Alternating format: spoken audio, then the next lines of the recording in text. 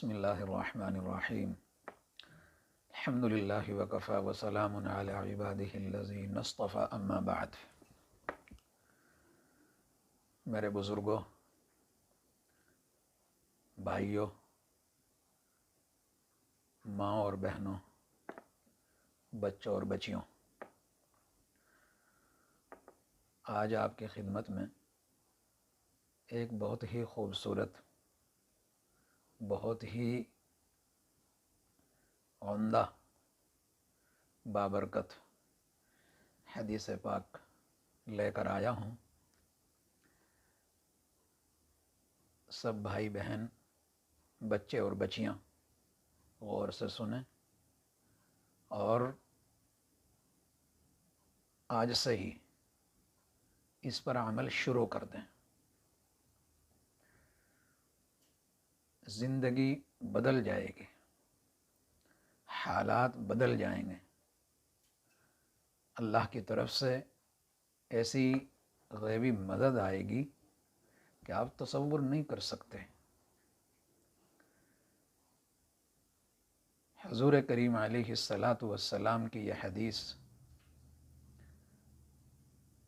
بہت ہی زبردست اور بہت ہی پیاری حدیث ہے۔ فرمایا پیارے نبی علیہ الصلاۃ والسلام نے، مجتمع قوم فی بیت من بیوت اللہ تعالی یتلون کتاب اللہ ویتدارسونہ بینہم الا نزلت علیہم السکینہ وغشیتہم الرحمہ وحفتہم الملائکہ وذکرہم اللہ فی من عندہ۔ سبحان اللہ،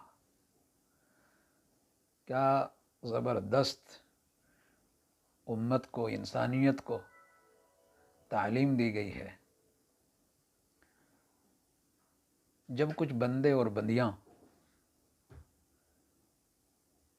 کسی جگہ پر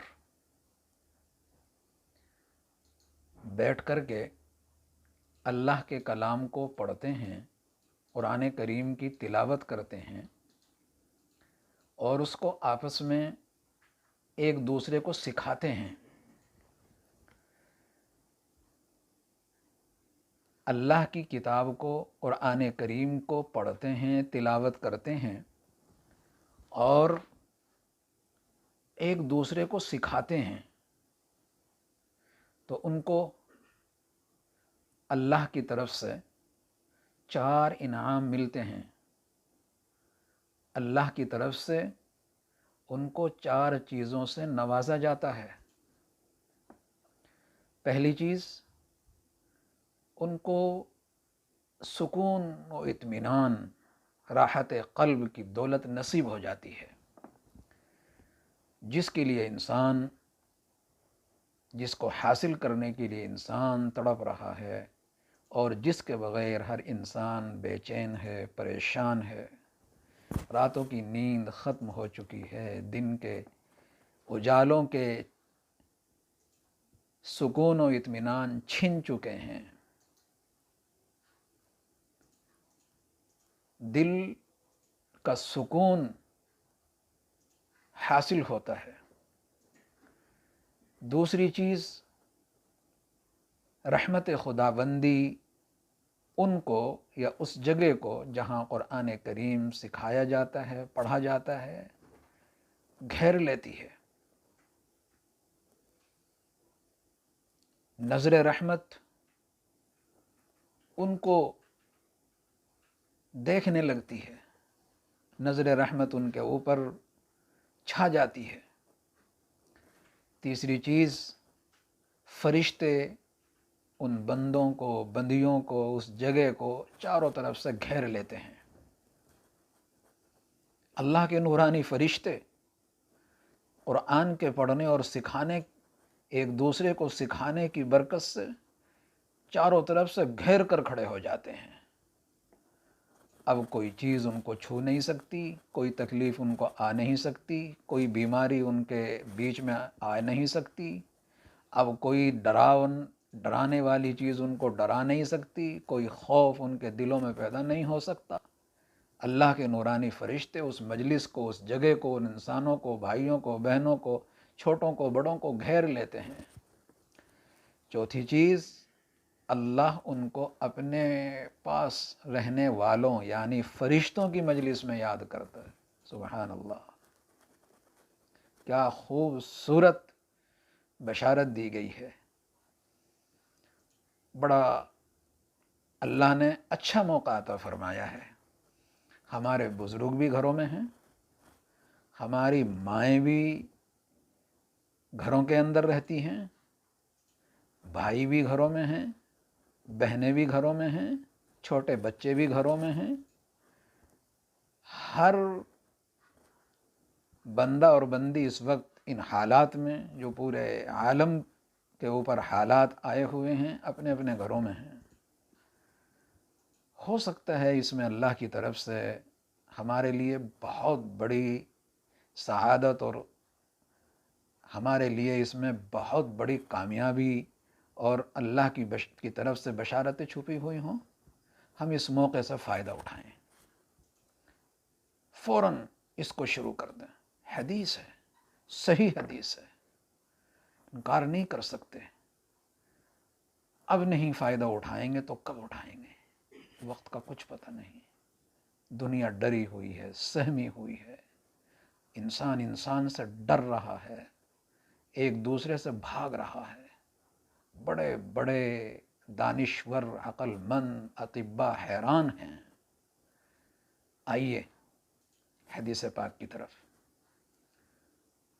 قرآن کریم پڑھنا شروع کر دیجئے، قرآن کریم کے حلقے شروع کر دیجئے، پڑھیے اور سکھائیے۔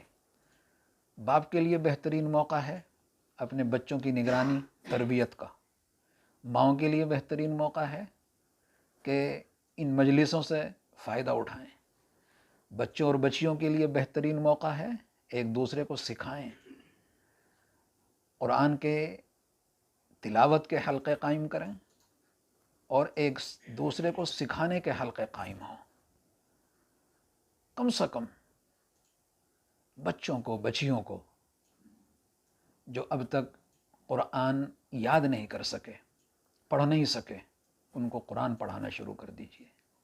کم سے کم 10 سورتیں، سورۃ الفیس، سورۃ الناس تک ازبر یاد کرا دیجئے، تلفظ کے ساتھ، صحت کے ساتھ۔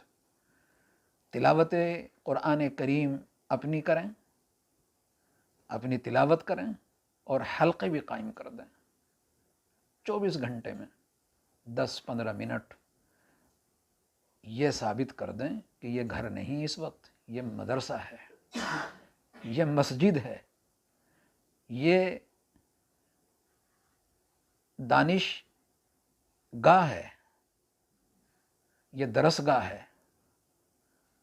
ایسا ماحول بنا دیجیے اپنے گھروں کا، جیسا کہ حضرت موسیٰ علیہ السلام سے اللہ نے حکم دیا تھا وَجَعَلُوا بُيُوتَكُمْ قِبْلَةً۔ حضرت موسیٰ علیہ السلام نے اپنی قوم سے کہا تھا اللہ کے حکم سے کہ اپنے گھروں کو قبلہ بنا لو۔ جب حالات سنگین تھے، بنی اسرائیل بڑی پریشانی میں تھی، تو اللہ تعالیٰ نے حکم دیا کہ اپنے گھروں کو قبلہ بناؤ اور نماز قائم کرو۔ آج اپنے گھروں کو قبلہ بنا لو، اگر نہیں تھا تو اب بنا لو۔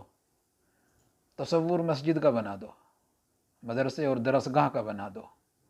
بہترین موقع ہے اللہ کی طرف سے۔ کچھ چیزیں ناپسند ہوتی ہیں، اس میں ہماری پسندیدگی چھپی ہوئی ہوتی ہے، اور کچھ چیزیں ہماری پسند کی ہوتی ہیں، اس میں ناپسندیدگی ہوتی ہے، ہمیں معلوم نہیں ہوتا۔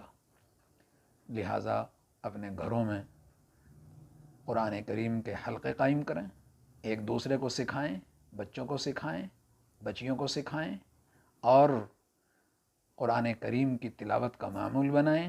انشاءاللہ العزیز یہ 4 چیزیں ہم کو جو حدیث میں بتائی گئی ہیں حاصل ہوں گی، اور جب یہ ہمارے گھروں میں آئیں گی انشاءاللہ اس سے محلے پر، گاؤں پر، علاقے پر، شہر پر، ملک پر، دنیا پر اس کے اثرات جائیں گے۔ ہم اپنی ذات سے، اپنے گھر سے شروع کر دیں، بہترین موقع ہے۔ 4 چیزیں یہ حاصل ہوں گی، اللہ اس کے اثرات دور دور تک پیدا کرے گا، اور پھر ہم اور آپ سب اپنی آنکھوں سے ان اثرات کو دیکھیں گے۔